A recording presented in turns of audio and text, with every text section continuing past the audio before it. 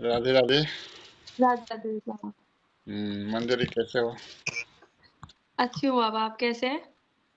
हाँ, मैं भी ठीक हूँ। आज हमारे लाइन पे मंजरी आई है। मंजरी का जी। कुछ प्रश्न भी अच्छा। है। प्रश्न जी। पूछो मंजरी। बाबा, जिस मनुष्य खुश सुखी होना चाहता है हम्म। परंतु सुखी नहीं हो पाता है, तो इस हम्म। दुख का क्या कारण है और ये कहाँ से उत्पन्न होता है और इसका क्या निवारण है? हम्म। बढ़िया। और प्रश्न भी बहुत अच्छा है। तो इस संसार में मनुष्य जीव सुखी तो होना चाहते हैं, पर सुखी नहीं हो पाते हैं। क्या कारण है? इसे जानने से पहले इस तत्व को जानना आवश्यक है। ध्यान देना, ये ब्रह्मांड कैसा है, जिसे हम मृत्यु लोक भी कहते हैं। शास्त्र के अनुसार सर्वप्रथम तो ये होते हैं कि ये जो जगत है, यानी कि इस पृथ्वी की बात कर रहे हैं, ये जगत दुखालय जगत है। हम्म। और इसके अतिरिक्त त्रिताप ज्वाला, यानी कि तीन प्रकार का दुख, आदि भौतिक, आदि दैविक और आदि आत्मिक। और इसके अतिरिक्त भी और है जरावैदी शरीर, जो हमारा शरीर बना है जरा और व्याधि से। तो अब बात होती है कि वास्तव में सब जितने सारे मनुष्य जीव है सब सुखी होना चाहते हैं, जी। पर सुखी नहीं हो पाता है। क्या कारण है और कहाँ से उत्पन्न होता है और इसका निवारण भी क्या है, इसके भी चर्चा करेंगे। तो सुखी इसलिए नहीं हो पाते हैं, पहला कारण, जो ये धरती पृथ्वी लोक को मृत्यु लोक कहा जाते हैं। और ये मृत्यु तो कहता है कि ये दुखालय है। दुख और आलय दोनों शब्द अलग अलग है। यानी जी। कि दुख, ये तो हम समझ रहे हैं दुख है, और आलय का अर्थ है घर। तो दुख का घर है ये जो पृथ्वी लोक, दुखालय है, दुख का घर है। तो जैसे कहे कि हम लोग कोई, मानो रसगुल्ला, रसगुल्ला जो बांधते हैं वो किस वस्तु से बांधते हैं?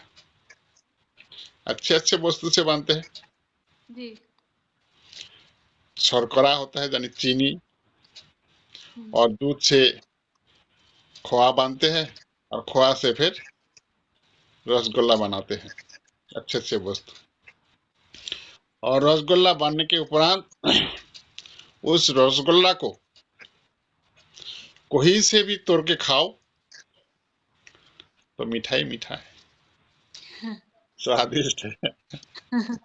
जी बाबा। यानी वो बने कैसे कि अच्छे अच्छे वस्तुओं से रसगुल्ला बना है, इसलिए कोई भी तोड़ के खा लो तो हुआ क्या कि वो मीठा।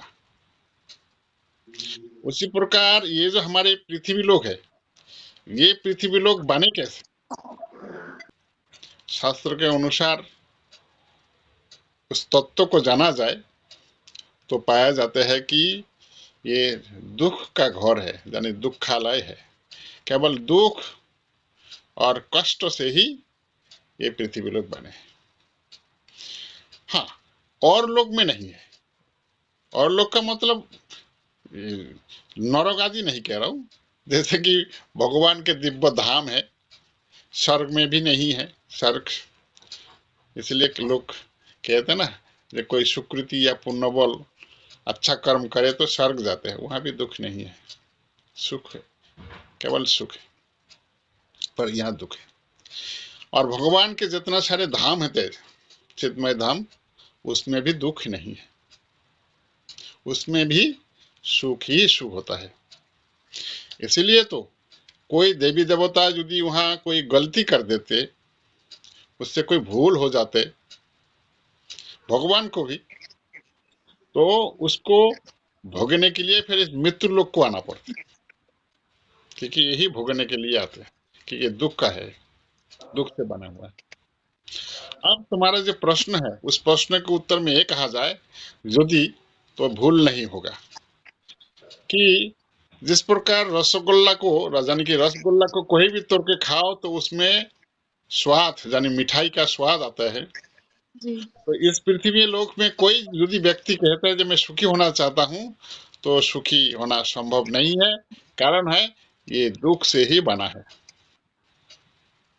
मीठा से बनता हो तो मिठाई हो जाते, और सुखी हो, इसमें सुख रहता है तो सुख मिल जाते। हाँ, पर इसमें क्या है, तो फिर इसमें केवल सुख, सुखाभास, यानी कि सुख का आभास मिलता है। जैसे झलक दर्शन, मानो विद्युत चमकते है, जब बारिश होने लगते है उससे पहले विद्युत चमकाती है, बिजली खड़कती है। यदि मानो कर रात, और रात को जब बिजली खड़कते है तो उसका जो चमक होते है, जैसे चमक होते हैं, तुरंत पूरा उजाला ही उजाला दिखाई देते हैं, और दिखाई भी देते हैं, और फिर क्या, तुरंत ही अंधेरा। उसको कहता है कि दिखाई तो दिए पर तत्क्षणात आड़ाल हो गया, यानी कि चले गए। तो उसी प्रकार कहते हैं कि इस संसार में सुख नहीं है, ये दुख से बना हुआ है, केवल सुखा आभास है, यानी कि सुख का आभास है। सुख जैसे दिखता है पर सुख नहीं है। और सुख कैसे होगा कि एक तो दुखालय जगत है, यानी कि दुख से बना हुआ है,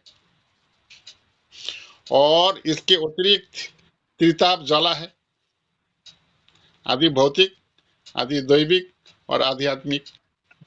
इसका भी व्याख्या करेंगे, इसकी भी, कि आदि जी। भौतिक किसे कहते हैं, आदि दैविक दुख किसे कहते हैं, और आध्यात्मिक दुख किसे कहते हैं।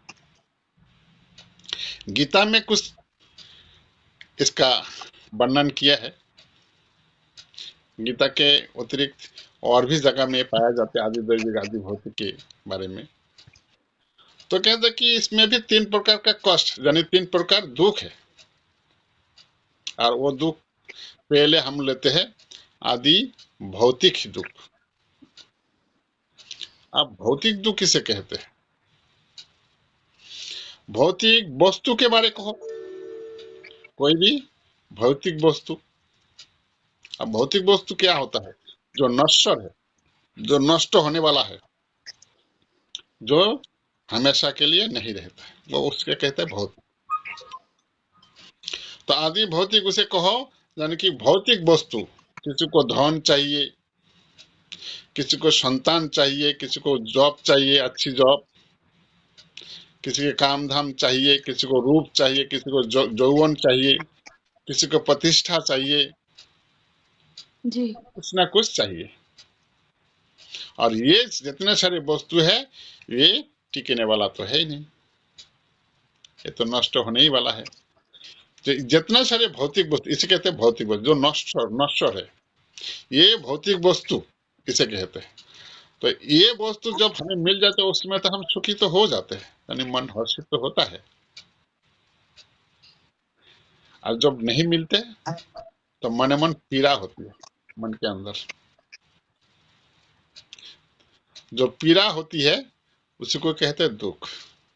कष्ट होता है ना, तो कोई एक जी। विषय के बारे, कोई भी वस्तु के बारे सोच रहे हम, और वो वस्तु हमें मिल ही नहीं रहे, तो पीड़ा तो होती है। उस समय मन विचलित हो जाते हैं, देखो वो होगा कि होगा नहीं, और होगा तो कब होगा, विचलित हो जाते मन, तो उसमें दुख उत्पन्न होता है। उसे कहता है कि आदि भौतिक दुख। और आदि आत्मिक, आदि आत्मिक दुख, यानी जो दुख आत्मा को पहुंचे, जी। यानी आत्मा को दुख किस प्रकार, यानी आत्मा के लिए कष्टकारी हो, हानिकारक हो। तो इसमें व्याख्या किया है कि आ, जैसे कि आत्मा को दुख कैसे, जैसे कि अकाल मृत्यु,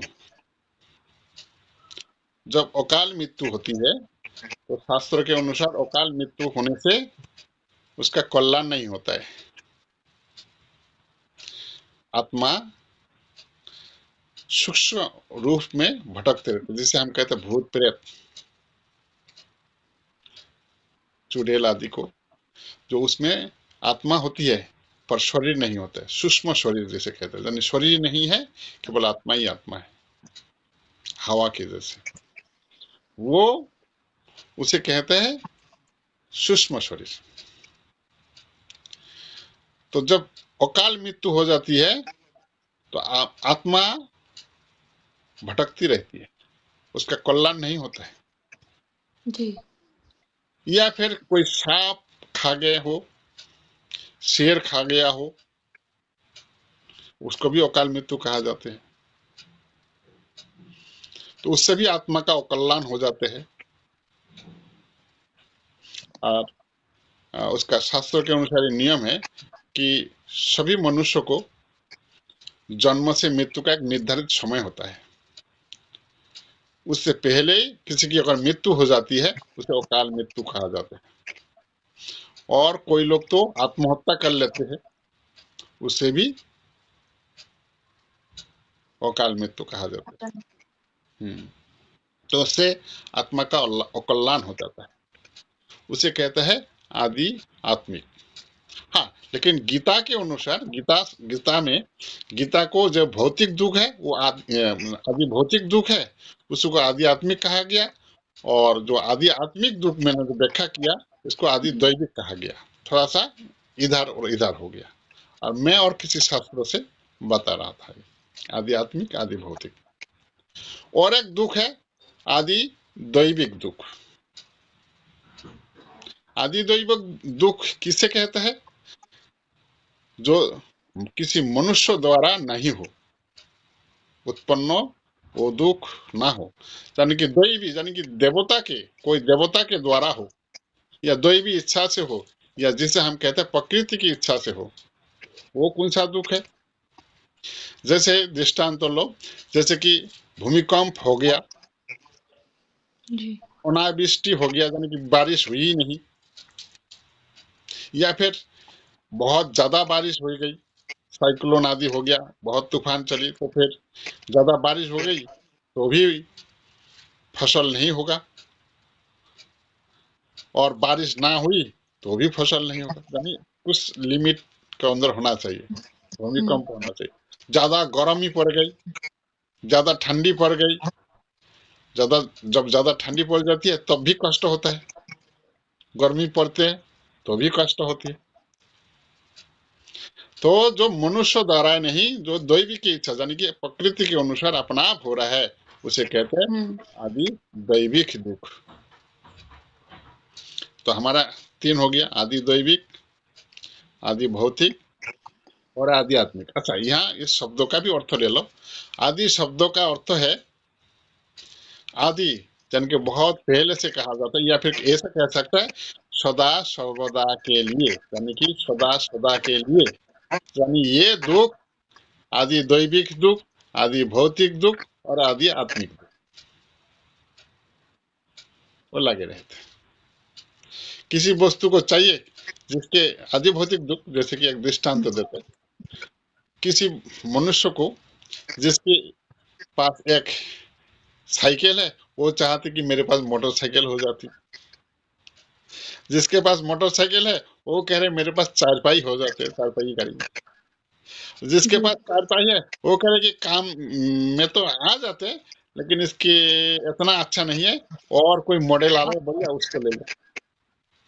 फिर उसको, फिर उसको, फिर इसका नहीं उसका, तो एक गाड़ी हो तो दो, दो जिसका हुआ तो उसका कर तीसरा गाड़ी, चौथा गाड़ी, एक मकान हुआ तो दूसरा मकान बनाने की कोशिश कर रहे हैं।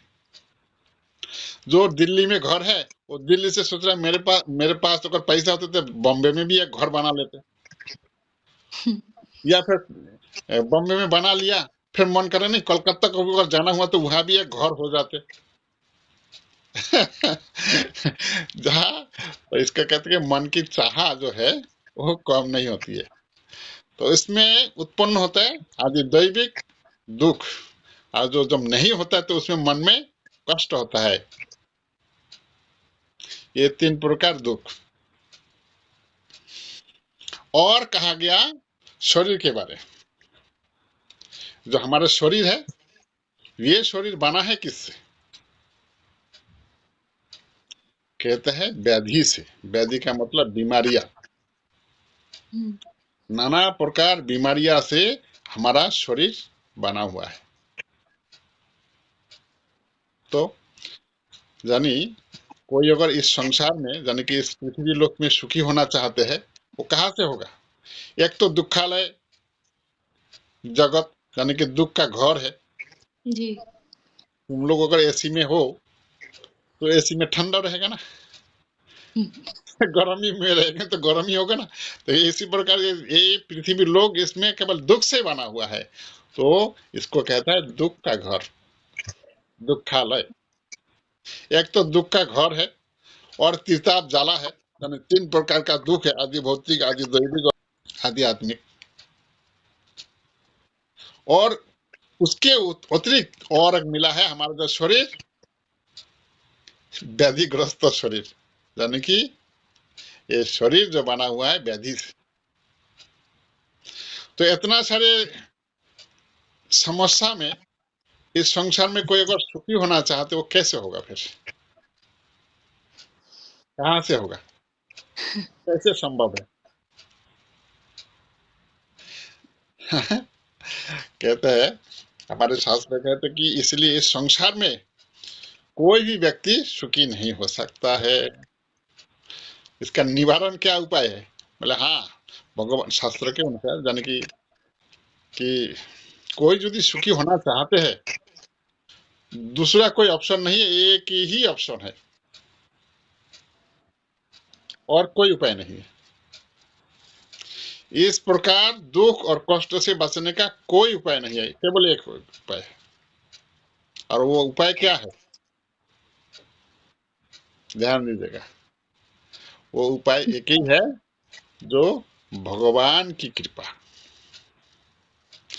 जो व्यक्ति भगवान के शरण में आते हैं, यानी कि भगवत धाम पहुंच जाते हैं, वो तो बाद में, यानी कि भगवान के शरण में आते ही ये सारे दुख निवारण हो जाते हैं, उससे निस्तार पा जाते हैं। कोई भी भगवान के शरण में आए, इसके अतिरिक्त और कोई चारा नहीं है, एक ही चारा। जो भगवान के शरण में आते हैं, वही इस प्रकार दुख से बचना चाहते हैं, वही व्यक्ति सुखी हो सकता है, अन्यथा कदापि नहीं। और कदापि मतलब कैसे हो सकता है, तो मैंने बता दिया। एक तो दुखालय जगत, तिताब जाला, आदि भौतिक, आदि दैविक, आदि आत्मिक, और जरा व्याधि शरीर। इससे कोई सुखी हो सकता है? संभव ही नहीं है। इसलिए इस संसार में कोई सुखी नहीं हो सकता है, केवल एक ही व्यक्ति सुखी हो सकता है, जो व्यक्ति भगवान के शरण में आता है, जी। भगवान के स्मरण करते हैं। इसका तात्पर्य ये नहीं कि सब लोग सन्यासी हो जाए नहीं, सन्यासी नहीं, भगवान के शरण में रहना चाहिए। यदि यहाँ कोई आप प्रश्न करते हैं कि हम संसारी व्यक्ति है, बोला हाँ, संसार भी करना होगा, और संसार के साथ साथ भगवान को भी स्मरण करना होगा। सद्धर्म सत्कर्म में लगे रहना होगा। जब जब तक सद्धर्म सत्कर्म नहीं करेंगे, तब तक भगवान की कृपा नहीं होगी, और भगवान की कृपा हुई तो क्या नहीं हो सकता है, सब सुखी हो सकता है। तो तुम्हारे प्रश्नों जो है, आशा है कि तुम समझ गई होगी। जी। हाँ। समझ में आई कि नहीं?